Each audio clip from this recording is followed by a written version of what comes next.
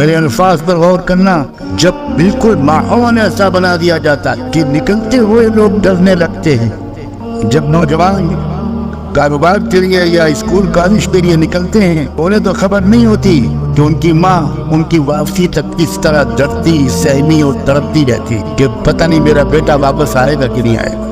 یہ تو ماحول ہوتا ہے، اس میں استقامت کا امتحان ہوتا ہے۔ عام حالات میں بالکل استقامت کا امتحان نہیں ہوتا۔ اور آگے سچ کیا، میں کھلا پورے ملک میں گھوم کر کہہ رہا ہوں، امتحان کی بساط بچھ چکی ہے، آزمائشوں کا دور آ چکا ہے، اسی کو دور فتن کہتے ہیں۔